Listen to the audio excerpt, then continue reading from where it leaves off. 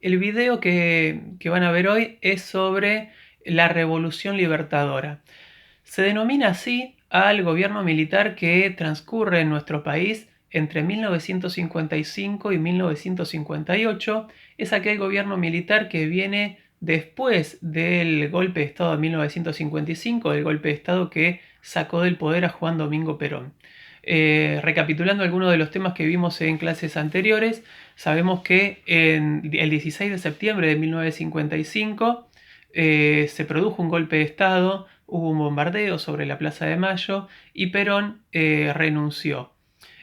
A partir de ese momento Perón marcha un largo camino hacia el exilio, un exilio que va a durar casi 18 años, y acá vamos a ver que tras la retirada de Perón se va a formar un nuevo gobierno militar, una nueva dictadura militar a la que se la autodenominó, ellos mismos la denominaron como Revolución Libertadora.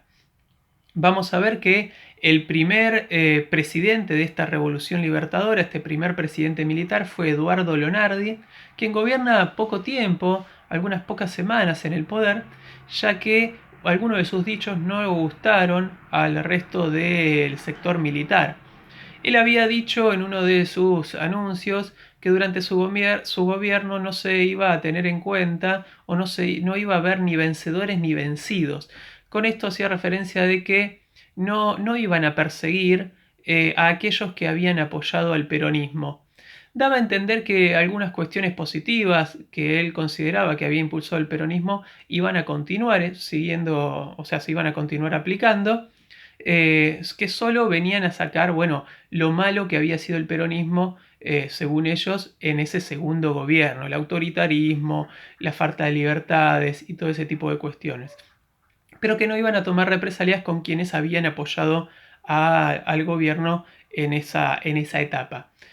Cuando él anuncia esto, eso cae mal en el resto del círculo militar, específicamente en su mismo vicepresidente, Isaac Rojas, quien junto con otros militares, bueno, le aconsejan, a través de diferentes presiones probablemente, que abandone el cargo. Tras el abandono del cargo de Eduardo Lonardi, quien asume la presidencia es Pedro Eugenio Aramburu.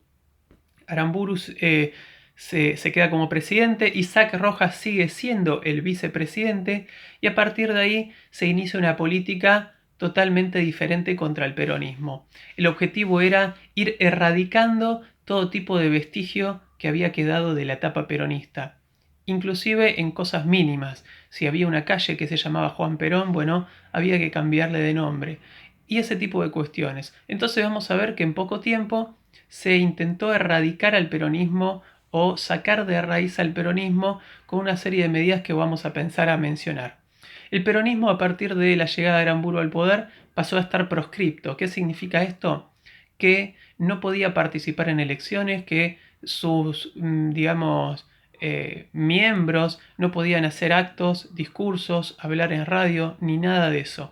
Pasó a ser un partido prohibido políticamente. Eso sería proscripción. De esa manera, el peronismo, el objetivo era eliminarlo como partido político.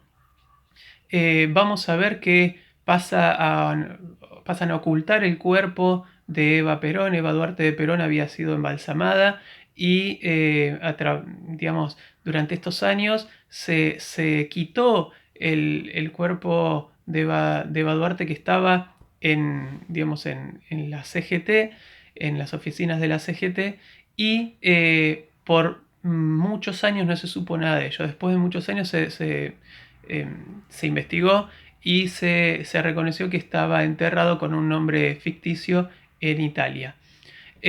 Vamos a ver que durante estos años, con este objetivo de erradicar, de sacar de raíz al peronismo, se anula la Constitución de 1949, pero en digamos, en un acuerdo se llega a dejar el voto femenino y los derechos del trabajador, sobre todo por iniciativa de los miembros del Partido Socialista, y de la Unión Cívica Radical Intransigente, que lucharon para que eso siguiera conservándose. Entonces, Esta revolución libertadora tiene estas características. El objetivo era sacar de raíz, eliminar, erradicar al peronismo a través de estas medidas.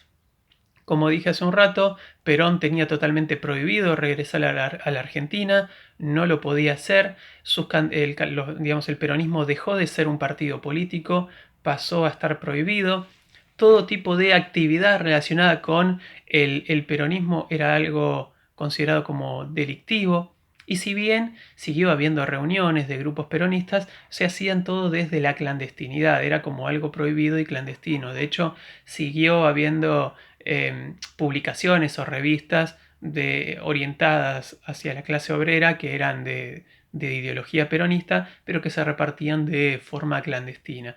En estos años vamos a ver que se produce una gran división interna dentro del siguiente partido mayoritario, luego del partido peronista, que era la Unión Cívica Radical. La Unión Cívica Radical se dividió en dos grandes bloques en estos años de la Revolución Libertadora, y podemos decir que en 1956 la UCR se dividió en Radicales del Pueblo, que era la línea histórica del radicalismo, liderada por uno de sus referentes históricos, que era Ricardo Balbín, tipo que había estado preso durante varios años de la etapa peronista, y el objetivo, digamos, o mejor dicho, lo que proponían era un llamado a elecciones, pero sin el peronismo como partícipe.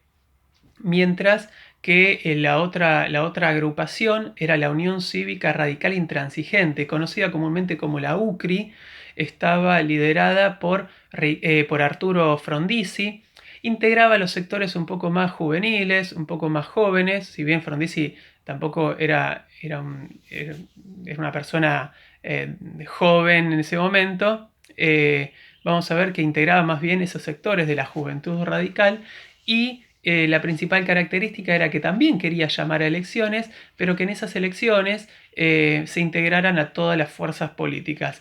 No lo decían tan abiertamente, pero estaba orientado a que también se integrara al peronismo en esas elecciones. De esa manera vamos a ver que el radicalismo se dividió en dos, y para las elecciones de 1958 participan estos dos bloques de los cuales se había dividido el UCR como si fueran dos partidos políticos totalmente separados. Vamos a ver que en ese momento el referente de la Unión Cívica Radical Intransigente, Arturo Frondizi, salió a establecer, no lo hizo él directamente, sino uno de sus colaboradores, llamado Rogelio Frigerio, se entrevistó con Perón en el exterior y establecieron un pacto. En ese pacto, que fue por supuesto todo muy secreto, se garantizaba que si Perón le decía a sus seguidores que votaran por Frondizi, Frondizi, una vez que llegara al poder, le iba a quitar la proscripción al Partido Justicialista. Obviamente pasó lo que tenía que pasar. Perón anunció en una serie de entrevistas que le habían hecho en estas revistas que se repartían de forma clandestina entre los grupos peronistas, que según él el mejor candidato para la Argentina iba a ser Arturo Frondizi, y de esa manera grupos peronistas, en vez de votar en blanco, decidieron votar por Frondizi, y de esa manera Frondizi llegó a la presidencia. Lo cierto es que los militares sospechaban de gran parte de este pacto, y una vez en el poder, Frondizi tardó mucho tiempo en levantar la proscripción sobre el peronismo. Por lo tanto los grupos peronistas comenzaron a hacer huelgas, paros y boicotear al gobierno de Frondizi. Vamos a ver que, por supuesto, los peronistas en realidad reclamaban lo justo. Ellos habían votado por Frondizi y ahora querían que Frondizi levantara la proscripción. Lo cierto es que si levantaba la proscripción, Frondizi tenía que, o sabía que su gobierno pasaba a estar entre la espada y la pared, porque los militares iban a sospechar digamos, de ese pacto y lo iban a terminar sacando de un golpe de Estado. Cosa que años más tarde después terminó ocurriendo.